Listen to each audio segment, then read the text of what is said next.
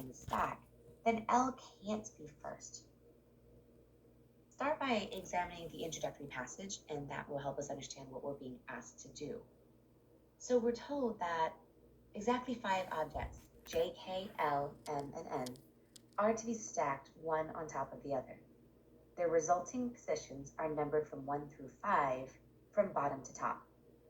The resulting stack must meet the following restrictions. All right, so the first thing we can notice is that the primary players are 5 objects. We'll make a list of them here so that we can keep track of them. We've got J, K, L, M, and N. Now, what are we doing with these objects? Well, they're stacked vertically, and we're basically meant to determine what order they're stacked in. We're not seeing any kind of grouping action happening, so that means that this is a classic ordering setup. Let's make a diagram that looks like our situation. 5 objects stacked one on top of another, and that can look like 5 spots in a vertical column.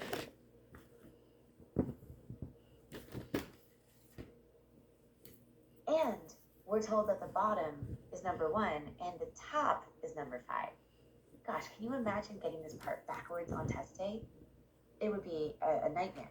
So it's a good idea to never rush just for the sake of time, because it is so much more costly to have to go back and fix mistakes than it is to just take your time with important details. At this point, we have a basic diagram and we can move on to the rules. Our first rule is that L is immediately above K in the stack. There's always various ways to notate different kinds of rules. We like putting a pair in a box like this.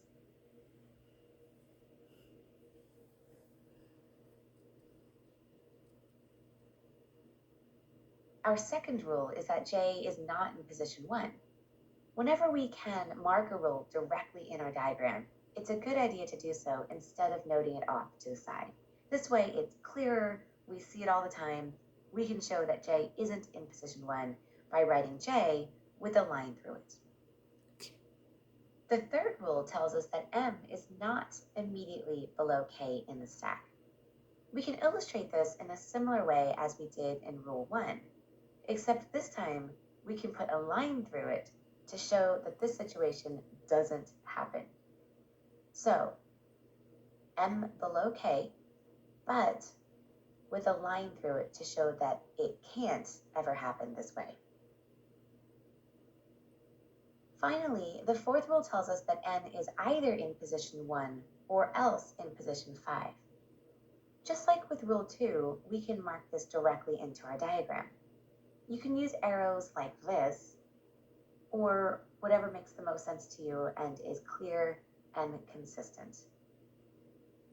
Okay, we've notated all of the rules, either directly into the diagram or off to the side so that we don't forget them. We've set ourselves up for one of the most important aspects of analytical reasoning now, which is making deductions. So what definites can we deduce that weren't explicitly told to us? Well, Rule 1 is that L is immediately above K. If we think about combinations for where these two could go, there's just too many of them. So we don't want to sit there on test day and think, where are all the places that L and K could go? What we know for sure is where L and K can't go. So if L is always immediately above K in the stack, then L can't be first. And K can't be fifth. We weren't explicitly given that information, but we know that it must be true, because if L is immediately above K, then L can't be on the bottom, and K can't be on the top. Since we know that it's true, that is what a deduction is, something that we weren't told, but we can infer. J can be in 4 different spots, so that doesn't help us. The only thing we know about K and L is that there's one place each that they can't be. We know next to nothing about M, only that it can't be below K, and we don't know what K is. And N is so far the most restricted object because there are only 2 places N can go. So having checked for more deductions and not finding any, we can move to the questions. To recap, we just set up an ordering task using dashes for the spots. We noted some rules off to the side and some directly in the diagram, and we made one deduction based on Rule 1.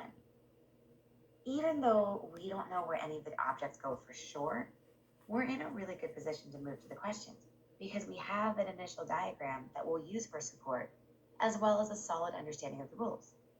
It's likely that some of the questions will give us extra information to use